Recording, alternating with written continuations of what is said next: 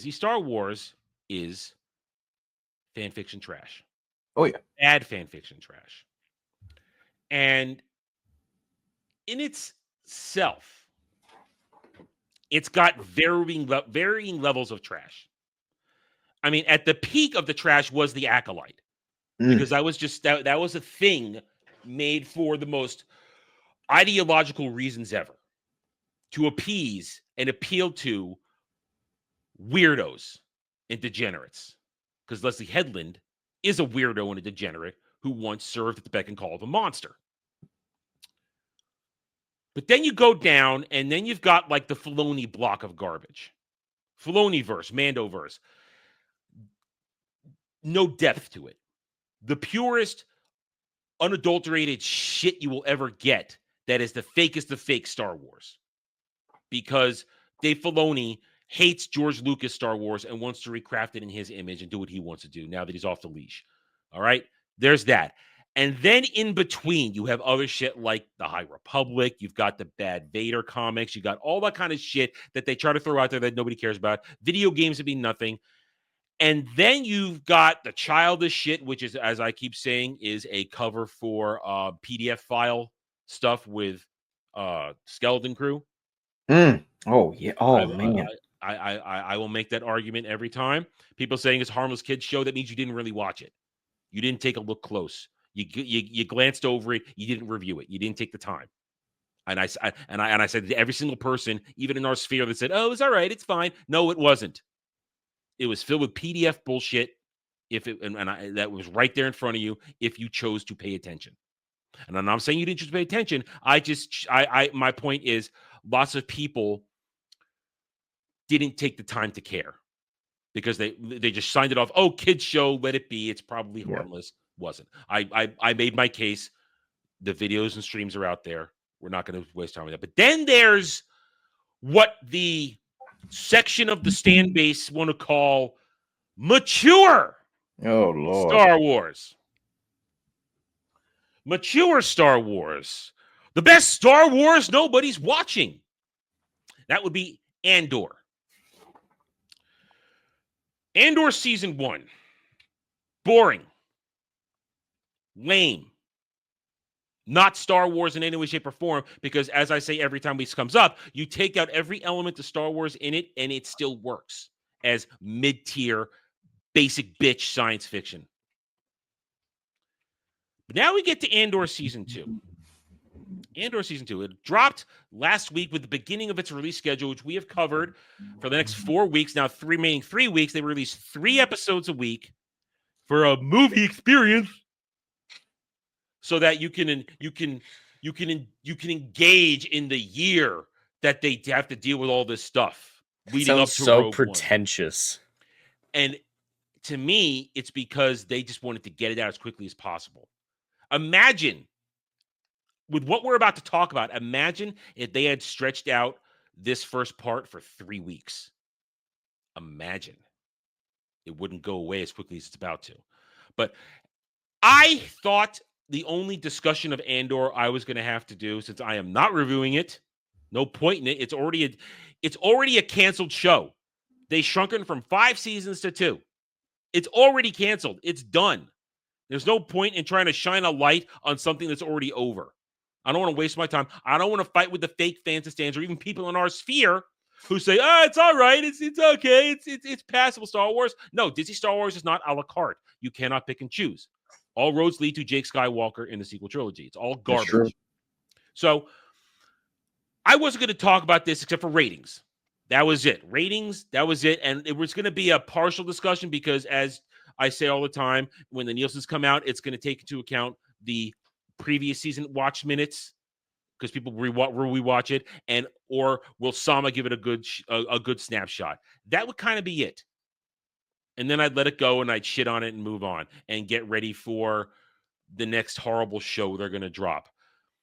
But no, we had actual controversy this week. I believe Wednesday, late Tuesday. I think they drop on Tuesdays, right? Drops on Tuesdays. Yeah, I think so. Late Tuesday night, I found this article right here. The article that alerted to those of us who were not watching it that something was going on. Andor star Adria Arjona, on grappling with the most intense storyline in Star Wars history, it felt really liberating to be able to do that. Now, I didn't know what this was yet. I had bookmarked this to read it the following morning to see if there was anything I wanted to talk about concerning Andor and Disney Star Wars. Well, I woke up the next morning to find out that it's about a SA scene where her character, Bix, a fan fiction trash character that is dumb and retarded, was nearly assaulted by an Imperial officer within a scenario about illegal immigration. Now, as all of us here know, the day after, Wednesday, last week, the internet blew up. Social media blew up talking about, oh my God, there was this scene that happened in Disney Star Wars. Oh my God, they did this. On our side, a lot of pearl clutching, and I will say this, a lot of pearl clutching. Oh my God, this isn't Star Wars. Overreactions. And I purposefully spent the entire day watching everything thinking, am I going to do this? Am I going to talk about this today? And then Tony Gilway makes comments, which we're going to go over, and other comments, and I thought, you know what? I'm not going to say anything. I'm going to wait till Sunday. I know it's rough. I'm going to miss any sort of algorithmic traction, this and that, because I wanted Jed and Dre here to be my checks and balance in case I was off the rails in my thoughts. I wanted you guys to keep me grounded. And then the week went on, and I cooled down from the same emotional reaction a lot of people had, and I learned what the scene was. Now, do you guys know what actually happened in the scene? Yes, I've seen most of the scene, at least. I've seen a lot of the real footage. Okay. Dre, you know goes on the actual scene? Okay. All right. So, long story short, the event everybody's crying about doesn't actually happen. Yeah. It's an attempted, which turns into a scuffle, where the said character Bix goes, he tried to me. That is the beginning of what I think the real story is. There's been a lot of commentary the past 4 days of this is a nothing burger. It's nothing. We're calling in the wambulance for all this shit to cry about. And on half of that is correct. The actual crying over the scene itself is nothing. Nothing happened, so there's nothing really to cry over. And the other half is, as I mentioned in my actual video that I made on Thursday, talking about what we're going to get into now, at least the beginning of it. A lot of horrible shits. A lot of horrible shit. Sorry, shits. A lot of horrible shit happens in Star Wars. I mean, murder, drug abuse, near Minecrafting. Luke himself, almost here. I'll go here. Luke himself in this book right here, Crystal Star. Luke Skywalker himself almost does willing Minecraft because of the events of the previous 3 books. Of course, you didn't know it at the time why he did it, because it was a crazy release order. But this is the epilogue to what some people call the Callista trilogy. Barbara Hamlin and Kevin G. Anderson writing 3 books. So that kind of horrible shit happens, and you want to talk about refugee situation. I mean, we're going to get into that. They think they're brilliant. The entire New Jedi Order arc, talk about galactic-wide refugees and what the Yuuzhan Vong did to the galaxy. Man. That's a real refugee story of what's going on. So there's another story. There's that conversation. So people crying that this type of things shouldn't happen in Star Wars. And I again remark, New Hope, Act 1, Owen and Bru Lars, smoking skeletons on screen. George had no problem showing horrible imagery, but then, whether it's the 6 movies, the EU, some comics, I mean, Dre, Legacy Comics, Kate Skywalker, he's a drug addict. Oh, yes, he is. He's a drug addict. Wait. He's druggy. All that shit is depicted, but it's done with art and style. Yeah. And You could both agree with me, without agenda, correct? Yeah, agreed. It's tasteful. Yes. Yes. It's not done to push any sort of political agenda on anything. So enter Disney Star Wars, though. So the people crying about that, you need to take a step back and understand what you're doing. I know I'm going to give them a slight pass because it's an emotional reaction to Disney Star Wars actually saying he, me. And yes, Dom, we have to be careful saying about these words on YouTube. Mhm. Very careful. That's why we're saying the word SA instead of the full phrase. Mhm. Yeah. So, but enter Disney Star Wars. Why do you think they did this scene? I'm going to ask you both this question before I get into it. Why do you think they did this scene amidst an illegal immigration scenario?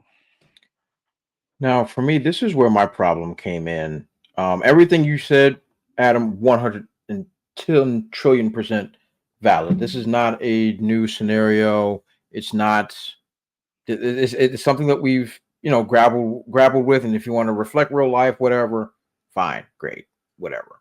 The people that are upset, I understand why they are upset, because some people still think this is Star Wars, and some people still put a pin in that one. Put a pin in that yeah, thought. We're going to come back to that So, definitely. okay, yeah, we'll get to that.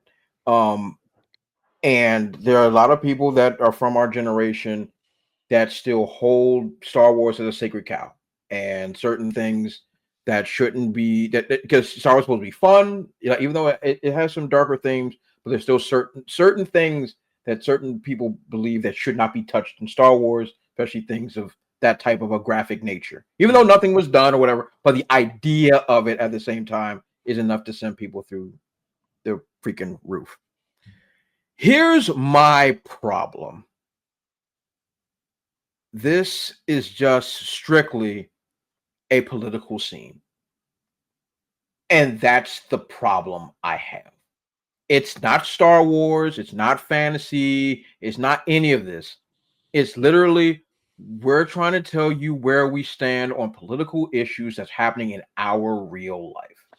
Mhm. And that's where you lose me immediately. Heck, this is why, first of all, I didn't even watch the whole first season of Andor. I watched the first episode, thought it was boring as sin, and then never turned it on ever again. People tell me that, oh, it's the best of the garbage. Great, wonderful. The fact of the matter is that this is a not politically charged, but strictly a political-based show. And I'm not interested in somebody's politics. I'm not interested in telling me what the right answer is when it comes to wherever you sit on the aisle. This whole scene was shot specifically for that type of we're on the right side of history nonsense. I want nothing to do with it. And like what Jay Fraser put in there, anti-ICE, he's 110%. I want nothing to do with that. That's not entertainment. That's not fun. You're not even telling me a story that's anything. I know what happens in real life. You are not the pioneer of trying to show me what happens in reality. You are supposed to be a pioneer of creativity, but you haven't been that for quite a few years. No. But if your whole point is this is the terrible things that happens to immigration, blah, blah, blah, I don't care where you stand on immigration. I don't care if you're pro, anti, whatever. Give me something creative and fun and try to not teach me, but show me a perspective that you may or may not have. You telling me that, oh, these type of people engage in this type of behavior towards people that are less fortunate than them is not moving the needle for me. You're just showing me where you are politically and basically trying to tell us if you're on this side, you are what's the right word? Condoning the behavior of what this imperial officer is doing. And so it's a complete waste of time. And I'm done with the allegories of right leaning, left leaning. Everybody's a Trump allegory and blah blah. Yeah. I'm done with all that crap. Dre, you walked into exactly what I think the real point of this is. This is all about ideology. Yeah. 100%. It's all about politics, ideology, and also writing it for certain people to make them feel right. I mean, Jed, let's read through a couple of these, and I want to pose you a question. But before we get into these, I just want to give my thoughts on that question that you had. Okay. So, yes, it's absolutely ideologically driven, and you're both 100% correct in everything you said about that. For me, though, I couldn't care less about the show. When it was first announced, we know where Andor ends up. We know where he dies. I hate prequels, especially prequels of characters that we already know, and telling a story that ultimately doesn't really matter in the end. Yeah. But I'm so apathetic to Star Wars that this episode could have featured Yoda riding on a dildo being wielded by R2-D2, and I would have the same reaction. Just laugh at it. It makes zero difference to me what Disney Star Wars does. I might laugh at it for a couple minutes and then just completely forget about it, ignore it. That's when this first happened. When I heard that this scene existed, I just went, of course it did. And then went about my day. That's how irrelevant Disney Star Wars is to me. That, yeah, I thought of a Yoda and R2-D2 sex scene instead. That's awesome. But I think my biggest problem with the scene that I saw wasn't how the actual essay happened or the attempted essay happened. The framing, I didn't get the I don't know the setup, how relevant it is to plot or anything. I just want to say the writing isn't good.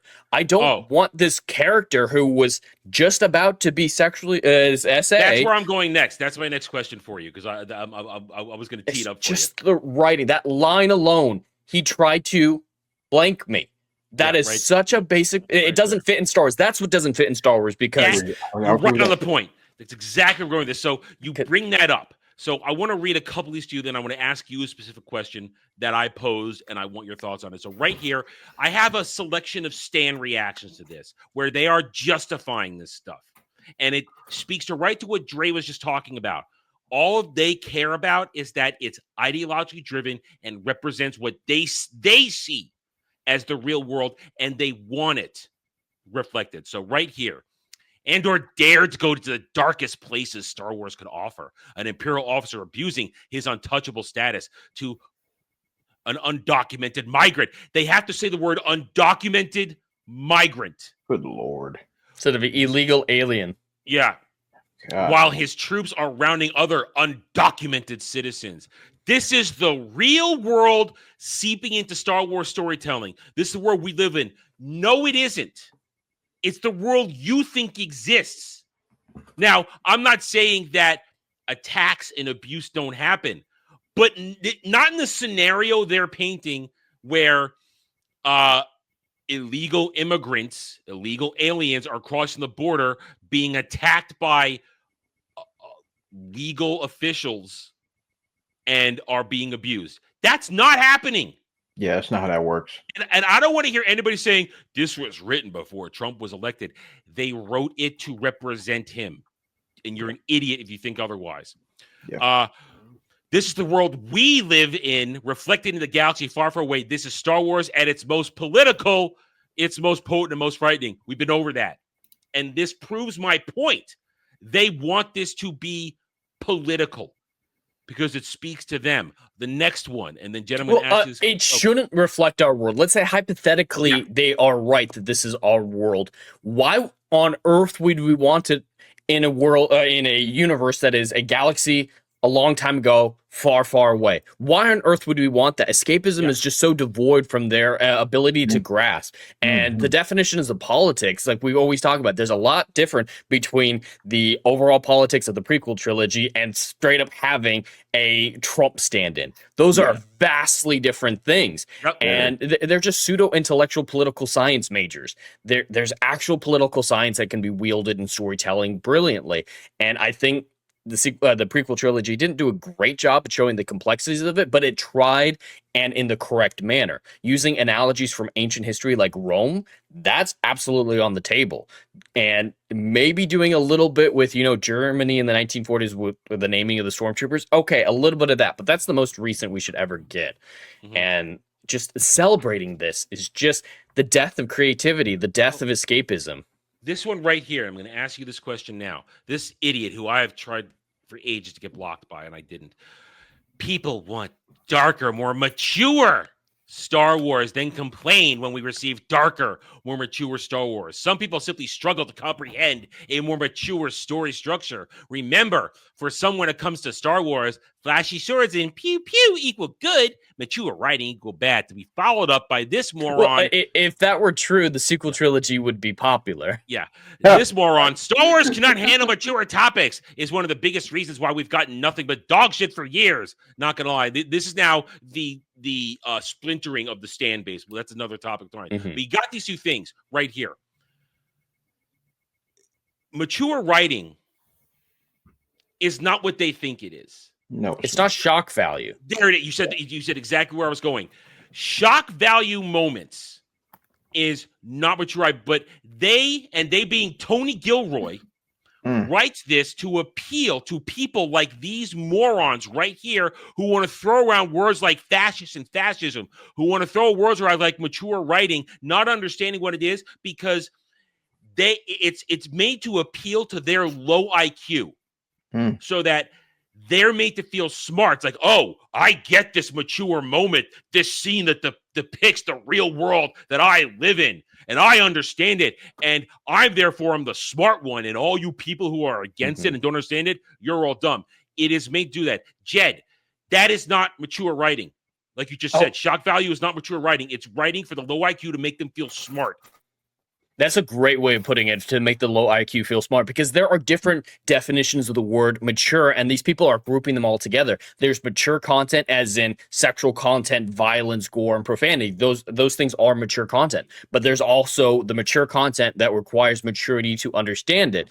If you're just going the Game of Thrones route, where it's mostly shock value in the later seasons, great. That's technically mature storytelling, but you don't need to be a mature person to understand what's going on. You contrast that with something like Lord of the Rings. I would call Lord of the Rings mature storytelling, not because it's graphic in its nature of sexuality or violence or anything, but mature in the sense that you have to be intelligent to understand it. And they can't divorce those two definitions from their mind. So the moment that there's a sexual scene, they're like, oh, this is mature, I'm smart for watching this. It's just such an asinine, childish perspective.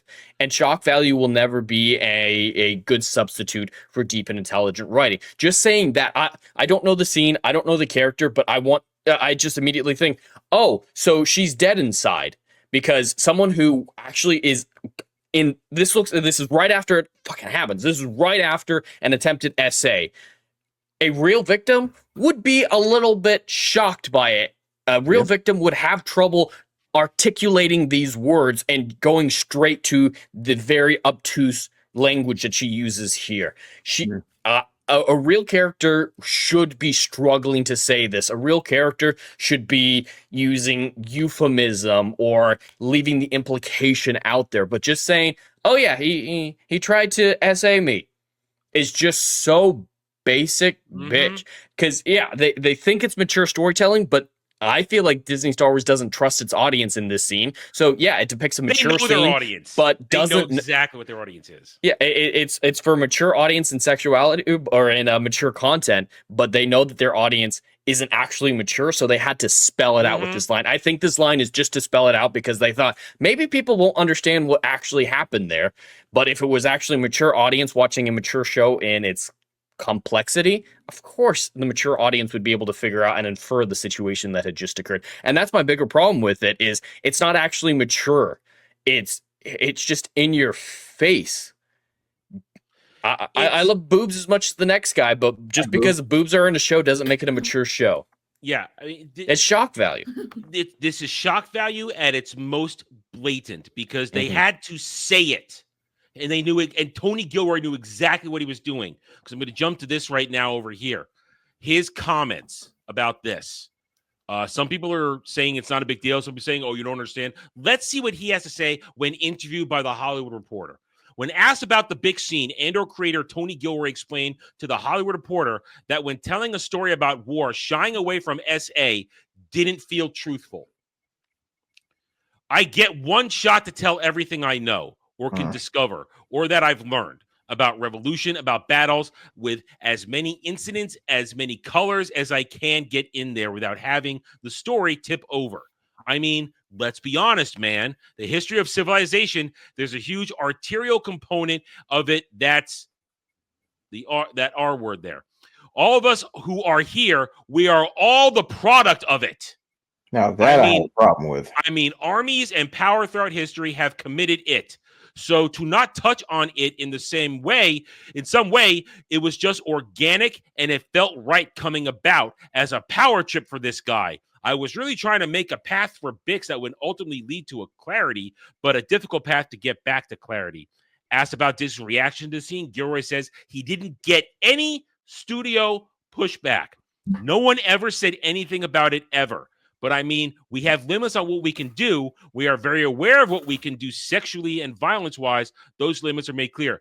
And it was about politics. And the core of this comment is this part right here. We are all a product of it. Last time I checked, in my family line, nobody was a product of it. Some people saying this is him trying to make a point that it happens in history. Then just say it happens in history. He could have said all that. Says it happens in history and war and pillaging and all that. I mean, Jed, we were talking about Vikings a minute ago. Listen, happened a lot in when the Great Heathen Army landed in England, and they did a lot of horrible things. But I mean, it's absolutely true that it happened a lot historically, but I have a problem with this framing of it because I feel like this is the same argument that are used by people who believe that we should have slave reparations.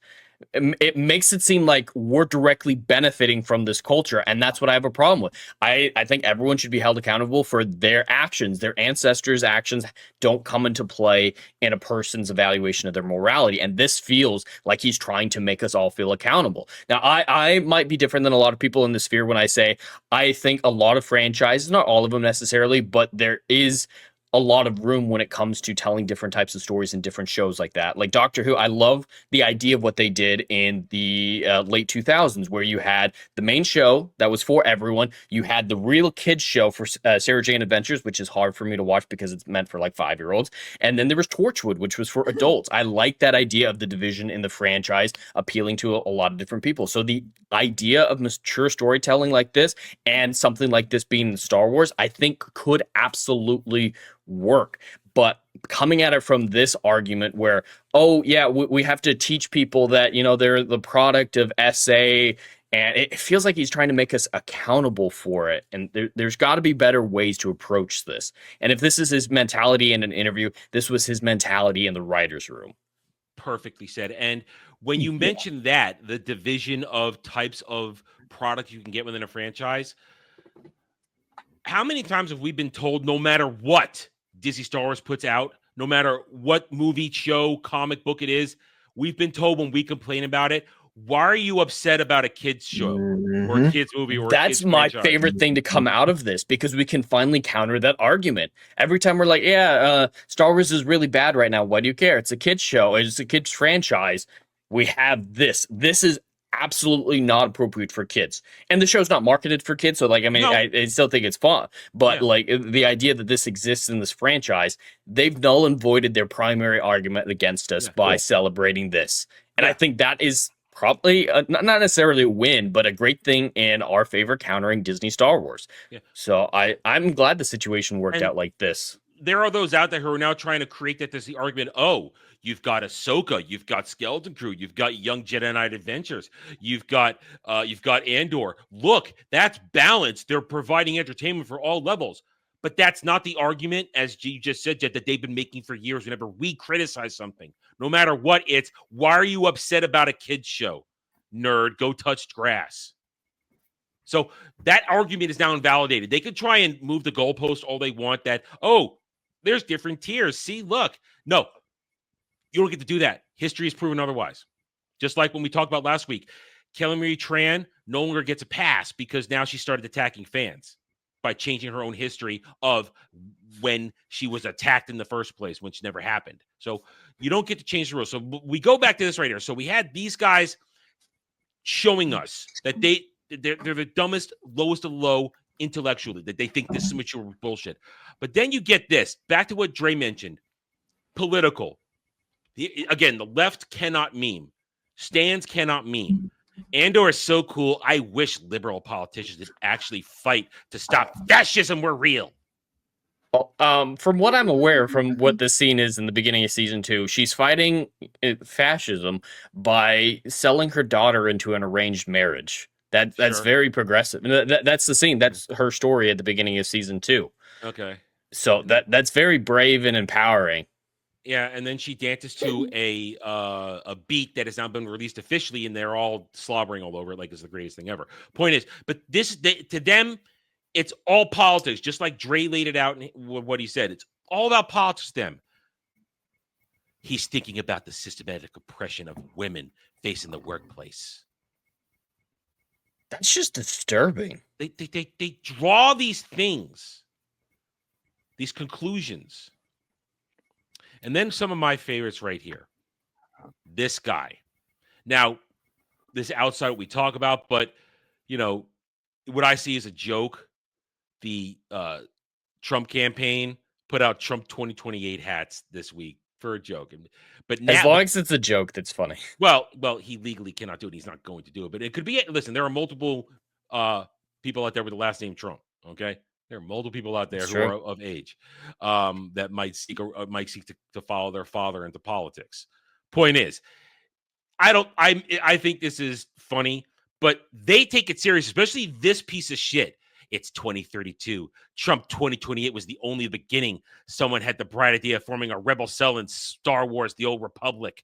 Or Star Wars, I'm sorry, that means Star Wars Twitter. Unfortunately, you're about to get executed by your own comrades because it's come out that you once said Bad Batch is shit. What? I don't even know where to begin with this, but they are so warped brain. And this guy gets no relevance whatsoever because this is the same guy, and I saved this one for the moments like this. Neil is a fuck boy from Skeleton Crew. It's a little elephant boy. Yeah, that's a little blue alien. Yeah, same dude that said this. This is the stand base. Who, and I said, let's put a pin in it. We're gonna pull the pin out now. When Dre said they think they're the fans. Every single person we've highlighted in these comments that I have, let's just get rid of this right there, that I've highlighted in this conversation here, they think they are Star Wars fans. So much so that when we did our conversation last week, our breakdown of Celebration, I got a comment the next day. The usual first part, why are you even talking about this? If you don't like it, don't watch it.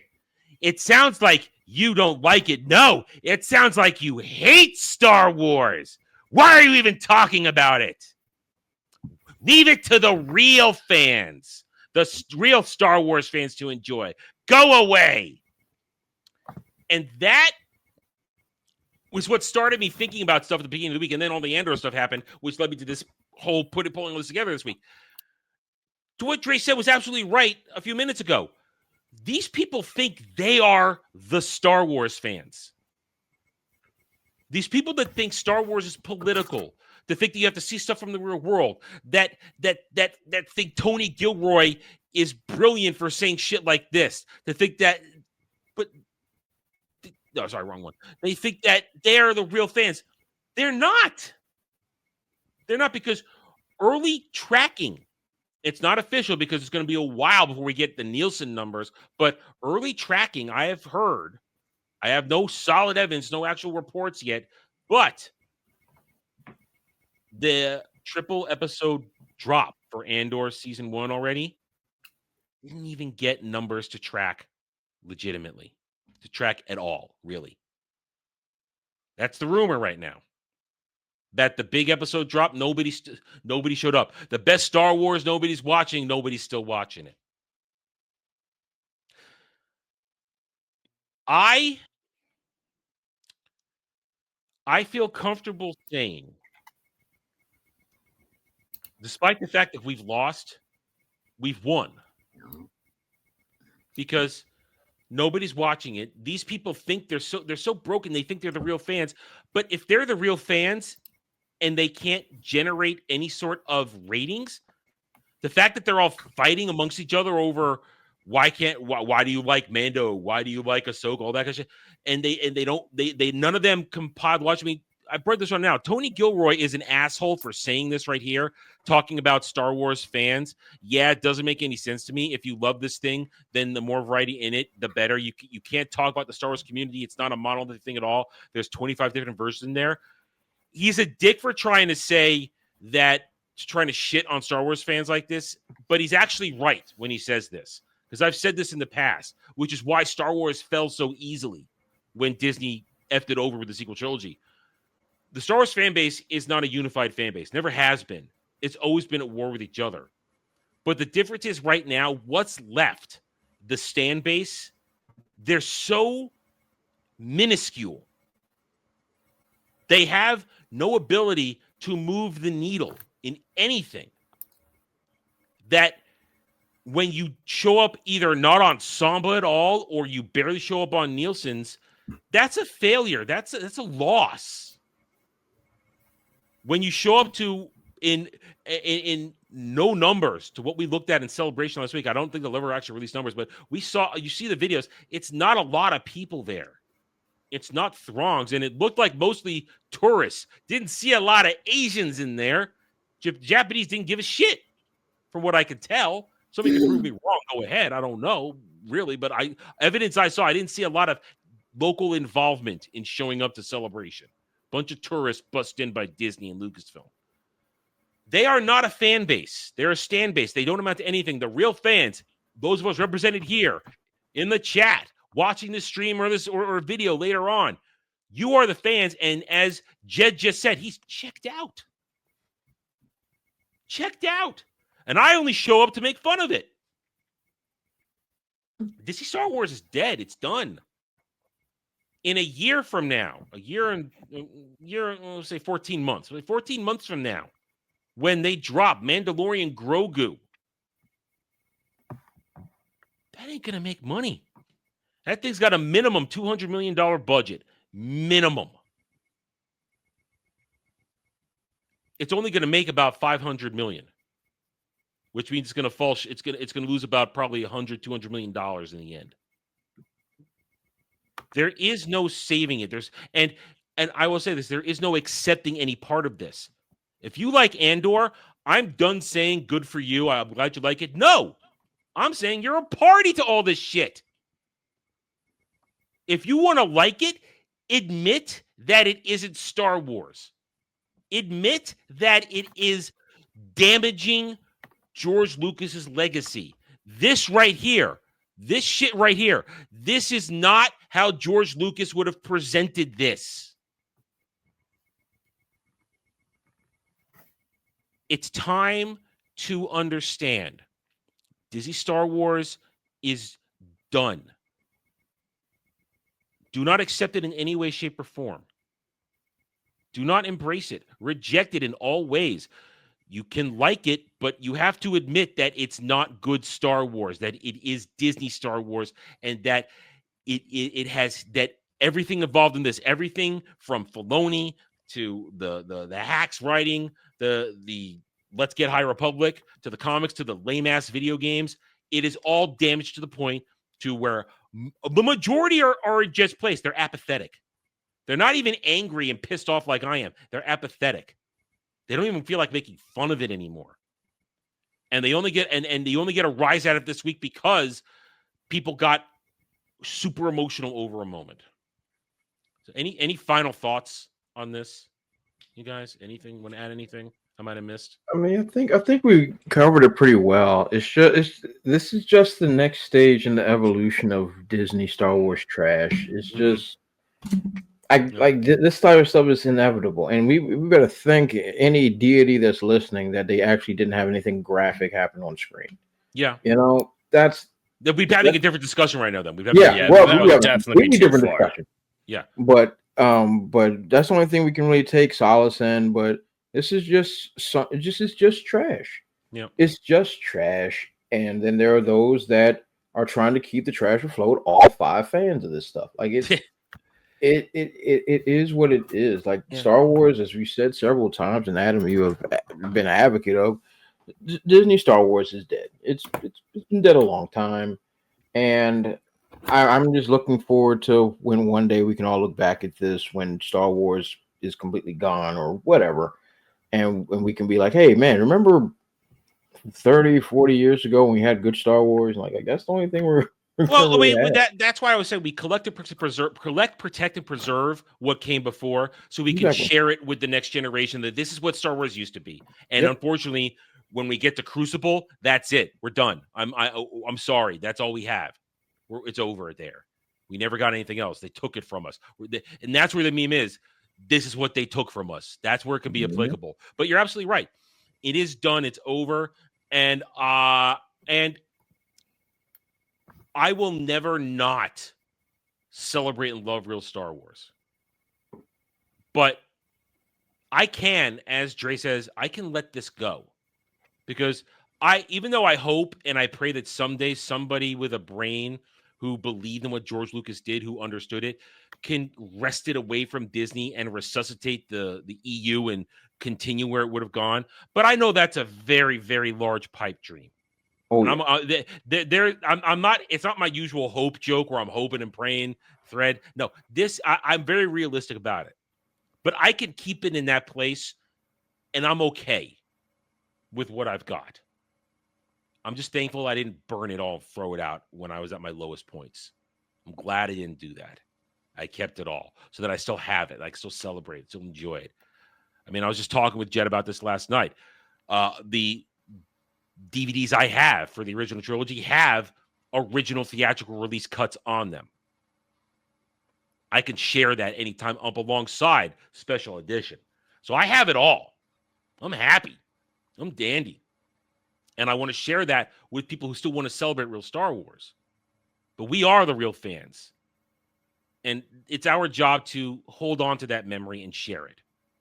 Not in a desperate way, but in a, as Dre said, in a fond remembrance. And enjoy it with people who still love it. And people who, I mean, there are still new people coming to the expanded universe all the time. And you just say, here, you've enjoyed, here's how you go about reading it. Here's how you go about getting into it. Have fun with it. And you are now armed with real Star Wars to compare to the garbage that Disney has put out. Because it will eventually go away and fail. There is no saving this. It's done. It's over. And we will be what's left standing. Because the stand base, they're gonna fade away. They're gonna go to someplace else and poison it. Because that's what they do. They think they're fans, but they're not because they don't understand. But and to the whole point of this whole thing, this event, this controversy, and I'm kind of curious what's going to happen next week with the next batch of episodes. I wonder what's going to come out of that. But when it comes to this proves once and for all, these are not fans. This event was about ideologically, politically driven stuff to appeal to a stand base that is built and indoctrinated on agenda-driven storytelling to make them feel relevant, to make them feel special, to make them feel smart, when in fact, they are window-licking droolers. Thanks for watching, everyone. If you enjoyed the video, hit that like button, subscribe to the channel, check out my gaming channel at Renaissance Nerd Arcade, and follow me on X Twitter under @TheRedNerd. Thanks again for watching. Take it easy.